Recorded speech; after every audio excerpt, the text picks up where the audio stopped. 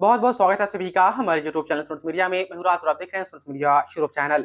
वैसे छात्र छात्राएं जो इंटर की परीक्षा पास कर चुके हैं बिहार के किसी भी विश्वविद्यालय से, वह स्नातक की पढ़ाई करना चाहते हैं, 2023 में एडमिशन लेना चाहते हैं। लेकिन सवाल ये कि जो अखबार में रिपोर्ट आ रही है या इस पर जो प्लान चल रहा है गवर्नर साहब का, तमाम जो स्टेट यूनिवर्सिटीज है बिहार में, चाहे आपका पटना यूनिवर्सिटी हो, पाटलिपुत्रा यूनिवर्सिटी हो, मिथिला यूनिवर्सिटी हो, वीर कुंवर सिंह यूनिवर्सिटी आरा, जेपी यूनिवर्सिटी छपरा, बीएन मंडल university Madhepura, Purnia university Purnia, Baba Saheb Bhimrao Ambedkar Bihar university या नालंदा ओपन यूनिवर्सिटी, इसके साथ मगध यूनिवर्सिटी या और भी यूनिवर्सिटीज बिहार में है जहां पर स्नातक की पढ़ाई होती है।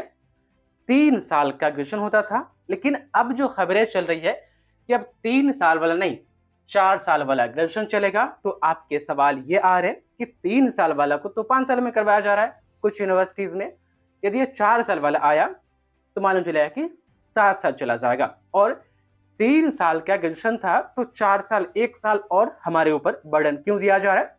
बहुत सारे कमेंट्स आ रहे थे कि समझाए कि ये 4 साल वाला जो सिस्टम है, ये 4 साल क्यों किया गया, 3 साल क्यों नहीं, 1 साल हमारा क्यों लिया जा रहा है। तमाम छात्र छात्राएं जितने भी मैंने देखा है कि कुछ छात्र छात्राएं नाराज है कि ये 1 साल और एक्स्ट्रा में देना पड़ेगा। इस वीडियो को देखने के बाद आपके चेहरे पर खुशी होगी कि अरे यार ये तो प्लान सही है। लेकिन हाँ, एक सवाल ये रहेगा तमाम यूनिवर्सिटीज से बिहार में कि ये जो 4 साल का एग्जाम है इसमें 8 एग्जाम होगा, हो सकता है इसमें से 4 एग्जाम, मतलब कि सेमेस्टर सिस्टम है, हर 6 महीने पर एक एग्जाम आपका होगा, साल में 2 एग्जाम। तो जो सेमेस्टर सिस्टम जो बीच वाला होगा वो हो सकता है कि आपका कॉलेज ले और लास्ट फाइनल वाला वो यूनिवर्सिटी ले। तो बस गुजारिश यही रहेगी तमाम यूनिवर्सिटीज से कि इसको टाइम पर ले समय पर। यदि ये एग्जाम 4 साल वाला हो जाएगा तो बहुत बेस्ट ऑप्शन आप लोगों के लिए रहेगा। हाँ, नीचे कुछ सवाल है, यहाँ पर मैं आपको बताऊंगा इस वीडियो को देखने के बाद। 4 साल वाला जो सिस्टम है ग्रेजुएशन का, इस पर कोई और वीडियो आपको देखने की जरूरत नहीं होगी। मैंने पूरी तैयारी कर ली है, लगभग सभी चीजें देख ली है, फिर मैं आपके सामने आया। तो शुरू करते हैं बताना, ये इतने पॉइंट में आप लोग सब समझ जाइएगा और आपको इसके कई बेनिफिट्स भी नजर आएंगे जो कि आप तमाम छात्र छात्राओं के लिए काफी फायदेमंद होगा। देखिए, 4 साल वाला चालू हुआ है, इसका मतलब 3 साल वाला बंद नहीं हुआ है, 3 साल वाला इसी के अंदर है। आपको यूपीएससी निकालना है, बीपीएससी निकालना है, एसएससी निकालना है और भी वैसे एग्जाम, बैंकिंग हो, जो ग्रेजुएशन लेवल पर फॉर्म फिलअप होती है, तो आप तो 3 साल में कर ही सकते हैं। 4 साल किन के लिए है, बस 1 साल बढ़ाया गया है उनके लिए जो assistant professor, associate professor, professor, मतलब कि लेक्चरर या रिसर्च वगैरह करना चाहते हैं, पीएचडी वगैरह करना चाहते हैं। 4 साल उसके लिए है, 1 साल एक्स्ट्रा उसके लिए है, आपके लिए थोड़ी है। यदि आप यूपीएससी करना चाहते हैं या बीपीएससी करना चाहते हैं, एसएससी, बैंकिंग, यानी वो तमाम कॉम्पिटिटिव एग्जाम जो ग्रेजुएशन की डिग्री पर उस फॉर्म को हम भर सकते हैं, एलिजिबल हो सकते हैं, उसके लिए थोड़ी है 4 साल वाला, 3 साल वाला है, इसी में है। चलिए हम शुरू करते हैं। देखिए, ड्यूरेशन की हम बात करें तो ये 4 साल का ग्रेजुएशन होगा, 8 एग्जाम है, सेमेस्टर सिस्टम है, वही 8 एग्जाम है, सेमेस्टर सिस्टम, हर एक एग्जाम आपको 6 महीने पर ले लिया जाएगा 4 साल में।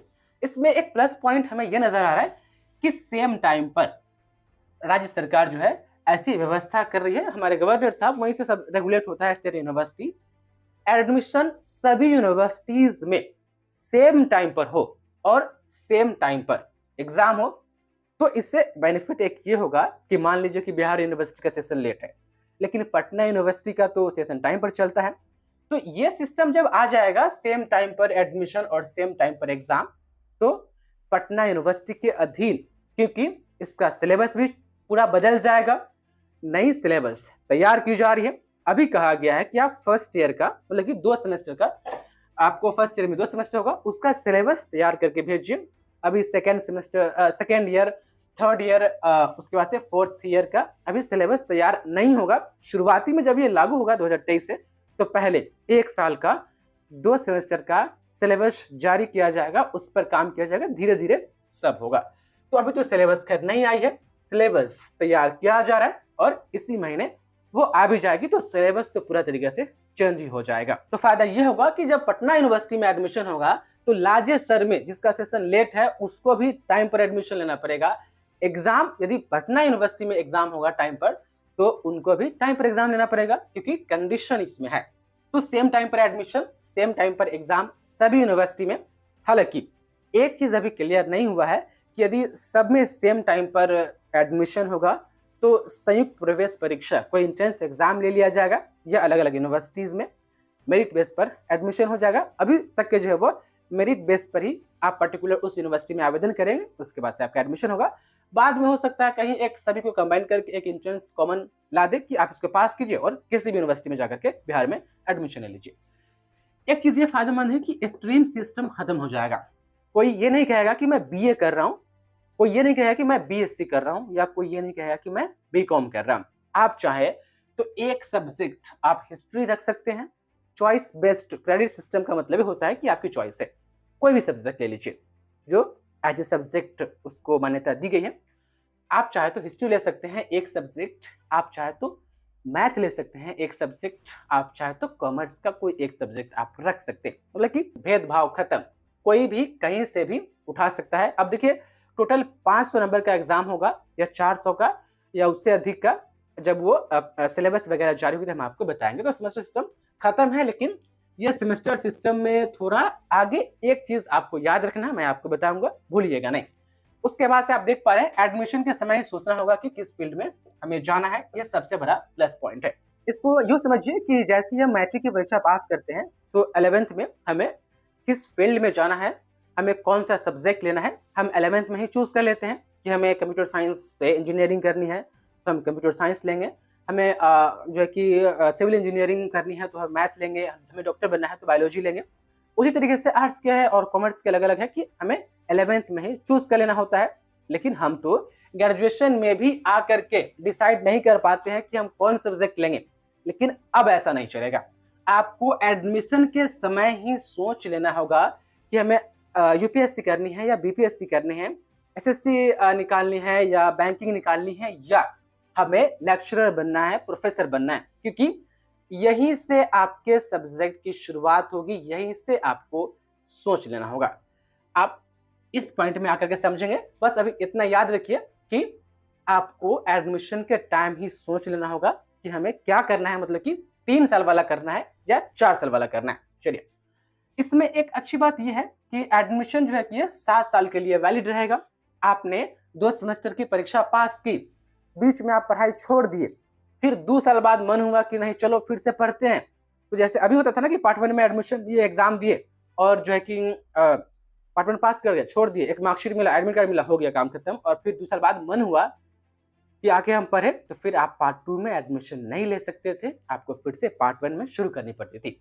इसमें सिस्टम ये नहीं रहेगा। आप चाहे तो 4 सेमेस्टर पढ़ के छोड़ सकते हैं, 2 सेमेस्टर पढ़ के छोड़ सकते हैं, 6 सेमेस्टर पढ़ के छोड़ सकते हैं। 4 साल बाद मन किया कि नहीं यार, जहां से शुरू किए थे, लोग जहां पर हम छोड़े थे, जितना बचा हुआ है फिर से हम जाकर के कर ले, तो वो आप कर लीजिएगा। अच्छी बात इसमें ये होगी कि आपको जब मर्जी आप चाहे तो छोड़ सकते हैं, जब मर्जी आकर के आप पढ़ सकते हैं, वहीं से शुरू कर सकते हैं। लेकिन कंडीशन होगा कि ये सब करने के लिए आपको 7 साल का ही मौका मिलेगा। इस 7 साल में जैसे कि ये 4 साल का कोर्स है, ज्यादा ज्यादा कितना 3 साल तक आप छोड़ सकते हैं। 3 साल बाद फिर आकर के आपको जस्ट कंप्लीट करना पड़ेगा, क्योंकि इसको कंप्लीट करने और छोड़ने का जो पूरा ड्यूरेशन है वह 7 साल है। 7 साल के बाद यदि आप आते हैं तो फिर से शुरू करनी पड़ेगी जीरो से। इसमें 7 साल का वक्त दिया गया। यह है कि सर्टिफिकेट कौन कौन मिलेगा, कब कब मिलेगा, हम यहाँ पर आते हैं। पहले इंपॉर्टेंट पॉइंट में यहाँ पर जिक्र कर लेते हैं। अब देखिए, रिसर्च के लिए किसी एक विषय को शुरू से ही जो कि मेन सब्जेक्ट के तौर पर अब देख पा रहे हैं पढ़ना होगा, बाकी सहायक होगा। अब यहाँ पर देख लीजिए, यहाँ पर यह है, इसको मैं समझाऊं उससे पहले यहाँ पर समझ लीजिए, क्योंकि ये समझ लीजिएगा तो आपके लिए ये समझना बहुत आसानी होगा। इतना पॉइंट आपने समझ लिया, अब थोड़ा हम ये समझ लेते हैं कि सर्टिफिकेट कौन कौन मिलेगा, क्रेडिट क्या होगा। तब ये वाला लाइन और ये वाला लाइन जो है आपको, और ये वाला भी आपको समझ में आएगा। ठीक, तो इतना मैंने आपको समझा दिया। अब यहाँ पर देखिए, इसमें कहा गया है कि आप अगर 1 साल पढ़ करके भी आप छोड़ देते हैं तो पहले सिर्फ मार्कशीट मिलता था, लेकिन अब सिर्फ मार्कशीट नहीं, 1 साल पढ़ते हैं उसके बाद भी आपको एक सर्टिफिकेट मिलेगा।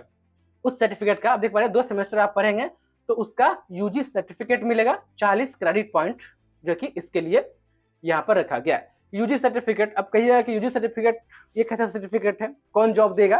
तो जब ये पढ़ाई होगी, ये कोर्स होगी, तो कंपनियां भी जो होता है ना कि एक मिनिमम क्वालिफिकेशन वाले को भी कुछ काम के लिए हम हायर कर लेते हैं, तो मार्केट में ये भी डिमांड आएगा आगे चल के कि यूजी सर्टिफिकेट भी जो किए हुआ है वो इसमें आकर के अप्लाई कर सकते हैं, चांसेस बन सकते हैं, क्यों नहीं। तो यूजी सर्टिफिकेट 1 साल बाद बताता है, आपको मार्कशीट के साथ सर्टिफिकेट भी मिलेगा। पार्ट जो कि फर्स्ट ईयर कंप्लीट करने के बाद पहले नहीं मिलता था, पहले सिर्फ मार्कशीट दे दिए और उसका भी कोई वैल्यू नहीं होता था, लेकिन अब वैल्यू होगा, तो ये भी वैल्यूएबल होगा। आप देख पा रहे हैं यूजी सर्टिफिकेट। उसके बाद से आप चाहे तो 4 सेमेस्टर मतलब कि दूसरे साल भी पढ़ाई करके आप छोड़ सकते हैं। दूसरे साल छोड़ने के बाद भी आपको सेकेंड ईयर का मतलब कि फर्स्ट सेमेस्टर का आपको मार्कशीट मिलेगा, साथ ही आपको डिप्लोमा सर्टिफिकेट मिलेगा। अब बहुत सारे कोर्सेज आप जो है कि जो कम से कम 2 साल की डिप्लोमा कोर्सेज जो होती है आप लोग करते हैं कहीं ना कहीं जा करके, चूंकि एक डिप्लोमा डिग्री की जरूरत होती है, कोई ना कोई कंपनी हमसे डिमांड करती है कि आपने डिप्लोमा किया हो तो हम आपको जॉब पर रख लेंगे। तो अलग से डिप्लोमा आपको नहीं करना होगा, आप चाहे तो 4 सेमेस्टर पढ़ के छोड़ सकते हैं, तो आपको डिप्लोमा सर्टिफिकेट, आपको यूजी डिप्लोमा सर्टिफिकेट आसानी से मिल जाएगा। अब देख लीजिए, ये जो यहाँ पर जो हम बात करने वाले हैं इस पर थोड़ा ध्यान दीजिए। 6 सेमेस्टर यानी तीसरे साल का जो फाइनल ईयर का एग्जाम होगा, तीसरे साल का वो छठा सेमेस्टर होगा। वो छठा सेमेस्टर आप एग्जाम देंगे उसका, तो आपको ग्रेजुएशन सर्टिफिकेट मिल जाएगा। और यही तो डिमांड होता है ना ग्रेजुएशन की, डिग्री सर्टिफिकेट हमें चाहिए यूपीएससी या बीपीएससी में।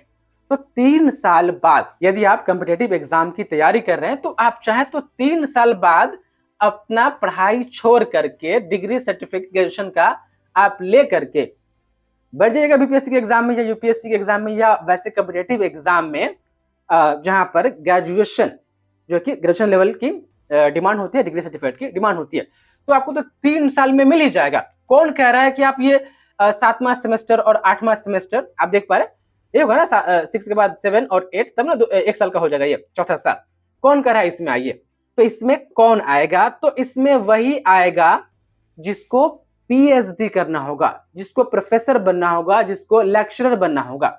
और ग्रेजुएशन क्लियर करने के बाद 3 साल के बाद, ऐसा नहीं है कि इसमें यहाँ पर कहा जा रहा है कि यहाँ पर आप देख ले कि यदि आप 8वां सेमेस्टर भी आप पास कर जाते हैं तो आपको ग्रेजुएशन में ऑनर्स का सर्टिफिकेट मिलेगा। अभी जो पढ़ाई हो रही है, एक बीएससी ऑनर्स होता है, एक बीएससी जनरल होता है। तो ऑनर्स वाले को पर्टिकुलर कोई एक ऑनर्स सब्जेक्ट लेकर के चलना पड़ता है, जनरल वाले को 100 नंबर का होता है। तो अभी क्या है कि 3 साल में ही 2 कोर्सेज डिवाइड है, एक ऑनर्स का अलग है, एक जनरल वाले का अलग है। लेकिन यहाँ पर क्या होगा कि अब जो भी 3 साल वाला करेगा उसको ग्रेजुएट माना जाएगा, लेकिन उसको ऑनर्स की उपाधि नहीं दी जाएगी। तो कहीं भी डिमांड जो ग्रेजुएशन लेवल की जो है आपको वैकेंसीज की आती है, बहुत यूपीएससी बीपीएससी आप लोग के बहुत सवाल थे कि सर वहां कैसे जाएंगे, तो वहां पर सिर्फ डिग्री सर्टिफिकेट स्नातक लेवल के या उसके समकक्ष कोई डिग्री हो तो आप फॉर्म भर सकते हैं, वहां पर ऐसा रहता है। तो इससे आपका काम हो जाएगा, ऑनर्स की उपाधि इसमें नहीं मिलेगी।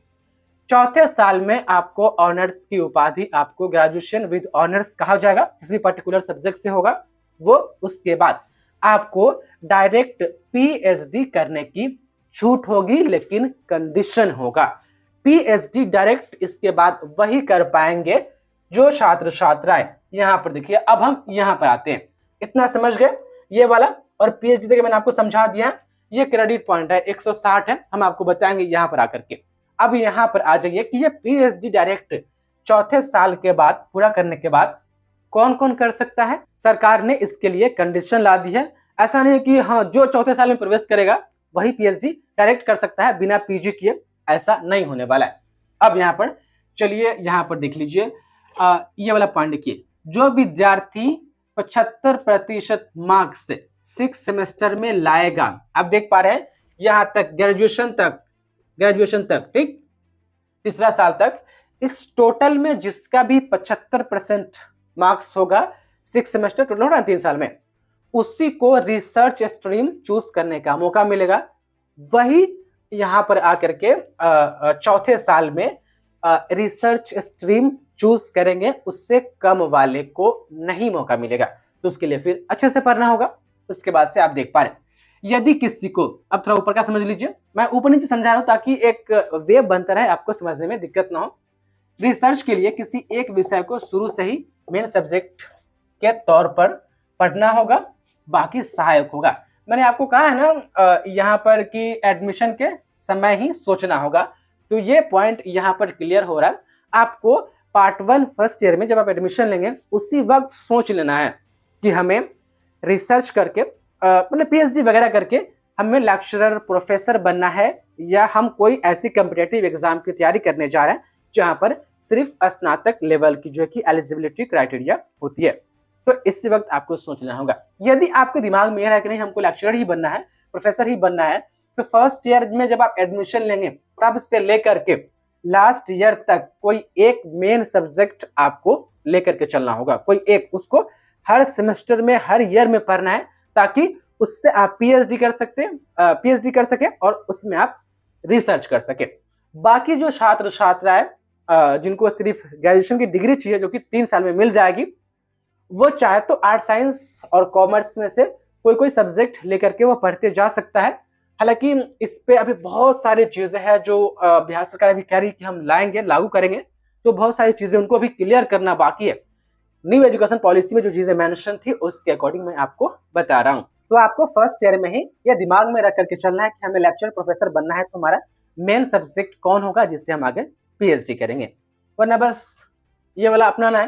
तो यहाँ पर आपको समझ में आ गया, और यहाँ पर डायरेक्ट पीएचडी की एक्सेस भी आप देख पा रहे हैं। टॉपिक चुनने की कम से कम आप देख पा रहे हैं चौथे साल में यदि 3 साल में 75% आपका टोटल मार्क्स है तब आपको टॉपिक चूज करने का मौका मिलेगा। उसके बाद से जो विद्यार्थी फाइनल ईयर टोटल सेमेस्टर मतलब कि चारों साल में 7.5 CGPA, हाँ एक चीज यहाँ पर और समझ लीजिए कि first division, second division, third division, third तो खैर डिवीजन होता नहीं है, फर्स्ट सेकेंड होता है ना, ये डिवीजन सिस्टम खत्म हो जाएगा। सीबीसीएस में सीजीपीए सिस्टम होता है। पीजी में जो है बिहार में 18 से 20 सेशन में जब शुरू हुआ था एडमिशन तमाम यूनिवर्सिटीज में, तो सीजीपीए सिस्टम आ गई थी। उसका मार्किंग सिस्टम समझ लीजिए, आपको यहाँ पर सीजीपीए सिस्टम समझ में आ जाएगा।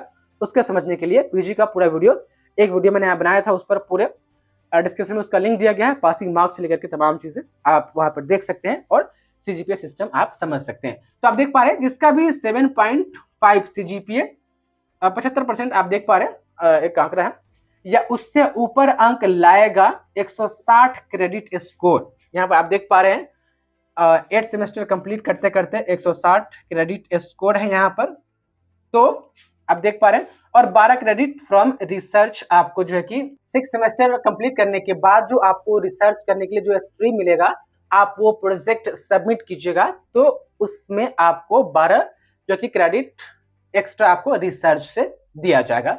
तो उसी को स्नातक में ऑनर्स के साथ डायरेक्ट जो है पीएचडी करने का मौका दिया जाएगा। मतलब कि पीएचडी करने के लिए तीसरे साल के बाद कई कंडीशन है, डायरेक्ट आप पीएचडी नहीं कर सकते हैं। डायरेक्ट आप जो कि पीएचडी में एडमिशन के लिए ऐसे नहीं कि हाँ बस हो जाएगा, नहीं, ये कंडीशन को आपको फुलफिल करना होगा तब आप पीएचडी कर सकते हैं।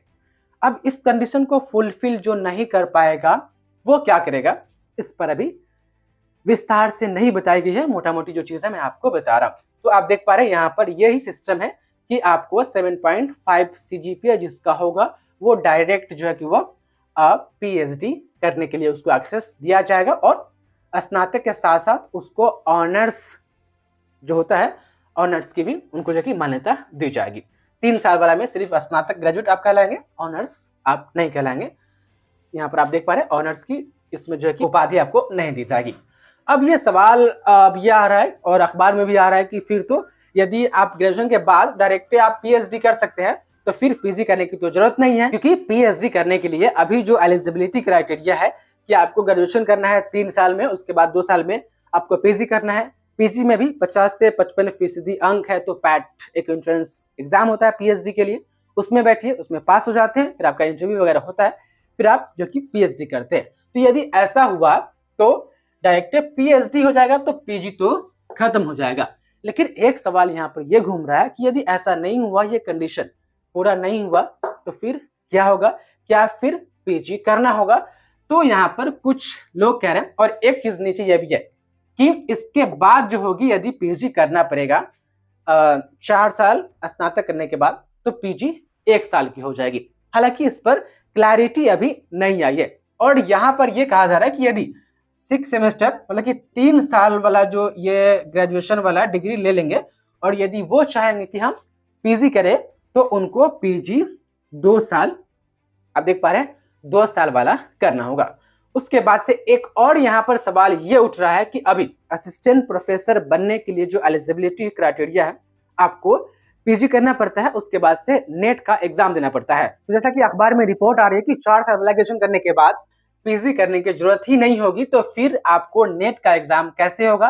क्या ये डायरेक्ट जो पीएचडी का एक्सेस दिया जाएगा इस पर ही नेट का एग्जाम एनटीए ले लेगी या पीजी करवाएगी? यही सवाल यहाँ पर ये उठ रहा है। उसके बाद से एक चीज और है कि जब आप बीएड वगैरह करते हैं, अभी जो वर्तमान की हालत है, बीएड वगैरह करने के बाद, ग्रेजुएशन के बाद अगर बीएड करते हैं तो आप 10th तक टीचर बनने के लिए आप एलिजिबल होते हैं। लेकिन जैसे ही आप 11th और 12th के शिक्षक बनना चाहते हैं तो उसमें जो एलिजिबिलिटी होती है वो तो एक टेट एग्जाम देना ही पड़ता है, लेकिन एलिजिबिलिटी होती है कि आपका बीएड होना चाहिए और साथ में पीजी भी होना चाहिए।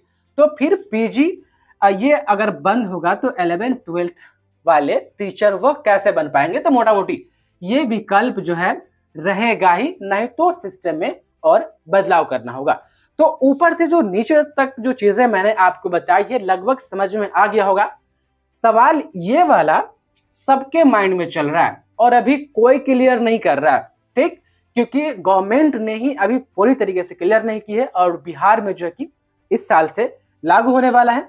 आप देख पाए ये फुलफिल यदि वो नहीं कर पाता है तो वो पीएचडी की एक्सेस उनको नहीं मिल पाएगी, और नहीं मिल पाएगी तो क्या होगा उसका सॉल्यूशन? उसके बाद यहाँ पर आप देख पा रहे हैं 11th 12th के लिए टीचर यदि कोई बनता है तो फिर उनको पीजी करना होगा, तो फिर पीजी 2 साल वाला चलेगा ही। उसके बाद यदि कोई प्रोफेसर बनना चाहता है नेट का एग्जाम पास करने के बाद, तो ये 4 साल के बाद कम से कम 1 साल वाला पीजी करवाना ही होगा, तब जाकर के जो नेट एग्जाम की एलिजिबिलिटी है कि पीजी में आपका 55% अंक होना चाहिए। प्रोफेसर बनने के लिए, असिस्टेंट प्रोफेसर बनने के लिए तो पीजी फिर 1 साल का करना ही होगा, या वहां पर भी सुधार करना होगा कि वहां पर नेट का एग्जाम देने के लिए पीजी की जरूरत नहीं है, ये 4 साल वाला से ही काम चल जाएगा। तो यहाँ पर जो आकर के यहीं पर कुछ सवाल जो कि वह फंस रहे हैं, तो आगे इस पर क्लैरिटी आएगी तो हम आपको बताएंगे। फिलहाल ये 3 साल वाला आप करना चाहेंगे तो 3 साल वाला भी आप कर सकते हैं। 4 साल वाला में आप जब लेक्चर प्रोफेसर आप बनने की इच्छा रखेंगे तभी आप 4 साल वाला जो कि उसमें एडमिशन, मतलब कि एडमिशन तो एक ही में होगा, उस हिसाब से उसको फॉलो करते हुए जाएंगे। उसके बाद यहाँ पर आप देख पा रहे हैं, यहाँ पर एक चीज है, per year vocational course in summer vacation for extra credit duration 1 month में भी, मतलब कि हर ईयर जो है आपसे 1 महीने का वेकेशनल कोर्स समर वेकेशन में आपसे करवाया जाएगा। कोई प्रोजेक्ट आपको दे दिया जाएगा कि आप जहां जा रहे हैं या जो कर रहे हैं छुट्टी में, उस पर एक असाइनमेंट वगैरह लिख करके लाइए, 1 महीने का ड्यूरेशन होगा। उससे फायदा ये होगा कि ये जो क्रेडिट स्कोर है आप देख पा रहे हैं, इसमें यदि कम बेस उतार चढ़ाव होगा ना, तो यहाँ पर जो है कि इसका जो है आपको एक्स्ट्रा क्रेडिट इसमें ऐड होगा, एक्स्ट्रा आपको बेनिफिट ये देगा ताकि यहाँ पर इसकी रिक्वायरमेंट जो कि वह पूरी हो जाए, जो कि ये आप देख पा रहे हैं इतना क्रेडिट ये पूरा कर ले। तो यही सभी चीजें हैं। कुछ सवाल अभी भी है यहाँ पर आकर के, और कुछ अभी और गवर्नमेंट को एक्सप्लेन करनी है, ये चलाना है, चलने दीजिए, धीरे धीरे हर चीजें क्लियर हो जाएगी। आपको 3 साल वाला करना होगा तो 3 साल वाला कीजिएगा। हाँ, 4 साल वाला थोड़ा टफ हो जाएगा क्योंकि आपको 75% मार्क्स लाना होगा, इसके लिए आपको अच्छे से पढ़नी होगी। और ऐसे भी आप पीएचडी वगैरह करना चाहते हैं, लेक्चरर बनना चाहते हैं, तो आपको तो खैर शुरू से मेहनत करनी पड़ेगी, तभी तो आप उस सब्जेक्ट के मास्टर बन पाएंगे। तो यही है, 2 ऑप्शन आपके पास है कि आप चाहे तो ग्रेजुएट हो सकते हैं, सिर्फ 3 साल में आप छोड़ दीजिएगा, या आप जो कि रिसर्च वगैरह करना चाहते हैं तो फिर आप 4 साल कंप्लीट कीजिएगा, जो भी गाइडलाइंस होगी उसके मुताबिक। तो ये सभी चीजें हैं, उम्मीद है कि आपको समझ में आ गया होगा। कुछ और सवाल आपके हैं इससे संबंधित, 4 ईयर कोर्स से संबंधित, तो आप हमें कमेंट में जरूर बताएं, हम आपको समय समय पर बताते रहेंगे। इसका एडमिशन संबंधित जो भी होगा, एग्जाम होगा, मैं आपको हर पल पल की खबर आपको देते रहेंगे चैनल से। बहुत बहुत शुक्रिया आपका शुरू को देखने के लिए।